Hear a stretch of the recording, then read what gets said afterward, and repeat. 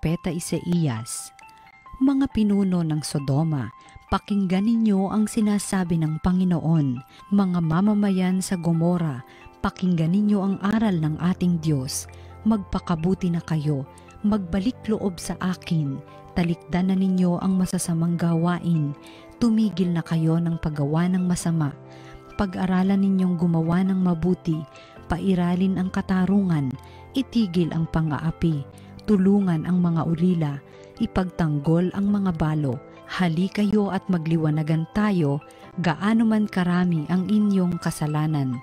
Handa akong ipatawad ang lahat ng iyan. Kahit na kayo'y maruming-marumi sa kasalanan, kayo'y magiging busilak sa kaputian. Kung kayo'y susunod at tatalima, pasasaganain ko ang ani ng inyong lupain.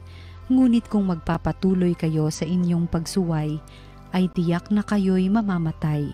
Ito ang sabi ng Panginoon." Ang salita ng Diyos.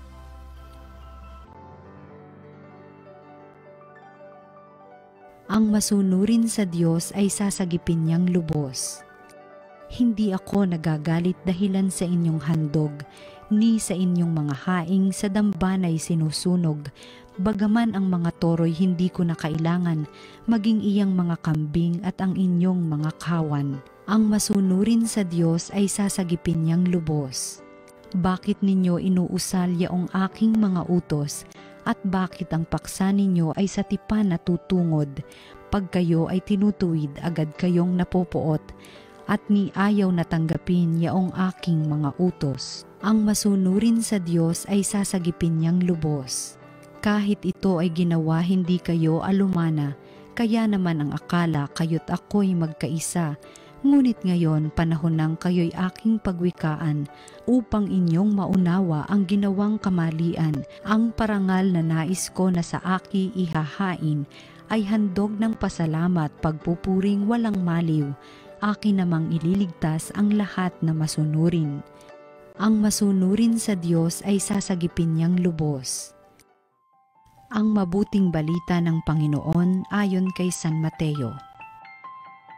Noong panahong iyon, sinabi ni Jesus sa mga tao at sa kanyang mga alagad, ang mga eskriba at ang mga pariseyo ang kinikilalang tagapagpaliwanag ng kautusan ni Moises. Kaya't gawin ninyo ang itinuturo nila at sundin ang kanilang iniuutos.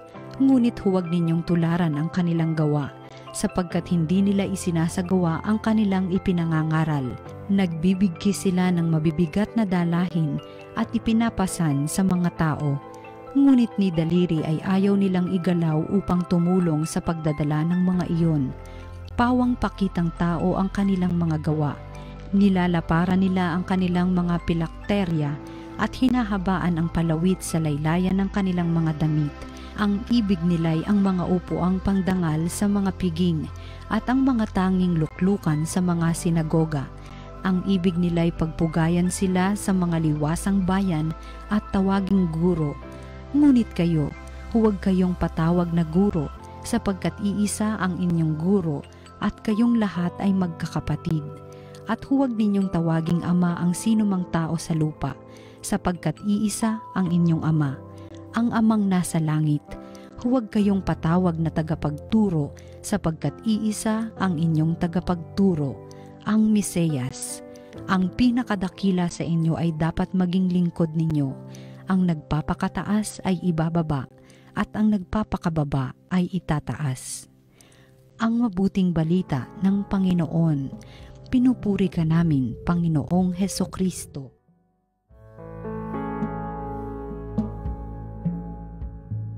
Magandang araw mga kapatid sa pananampalataya dito po sa ating bansang Pilipinas and all over the world.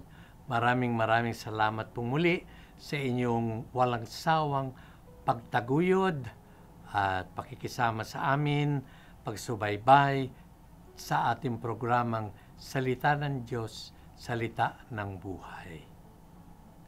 Ano po ang mensahe ng Panginoon Diyos sa araw na ito ayon sa banal na Ebanghelyo? Huwag po kayong mata-turn off, pero sa buhay po, maraming gustong maging bida. palaging bida o sa Marites, mga istariray, gustong maging sikat, gustong purihin, gustong laging nasa spotlight, ika nga, gustong laging pinag-uusapan, wow, ang galing, wow, ang galing. Yung mga istariray, kung tawagin natin. Bakit ko po nabanggit yan? Sapagkat yan po ay hindi lamang totoo sa ating panahon, kundi sa panahon ng ating Panginoong Jesucristo.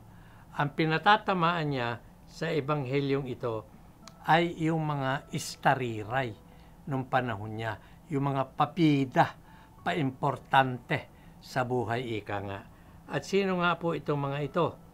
Yung mga eskriba at mga pariseyo, mga namumuno sa buhay espiritual at relihiyon ng bayang Israel.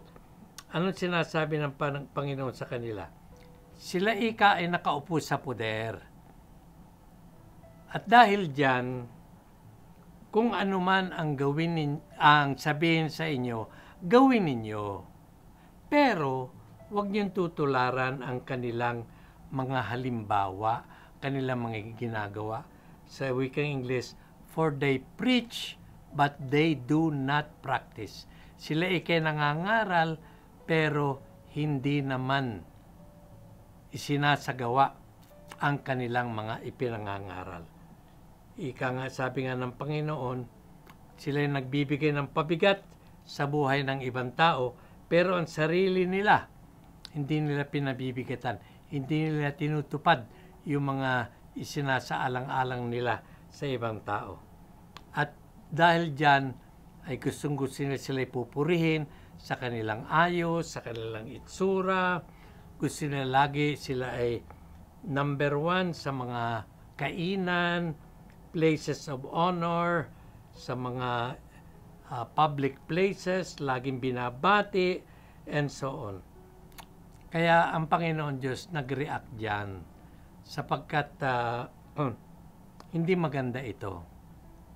Ang namumuno ayon sa Panginoon ay dapat magpakababa at magbigay ng mabuting halimbawa. At yan ay panawagin lamang hindi para sa lahat ngayon, kundi para na rin sa mga nanunungkulan sa simbahan, sa relihiyon, sa bagay na espiritual. Kaming mga obispo at mga pari at mga relihiyoso ay dapat manguna ika nga sa pagbibigay ng mabuting halimbawa.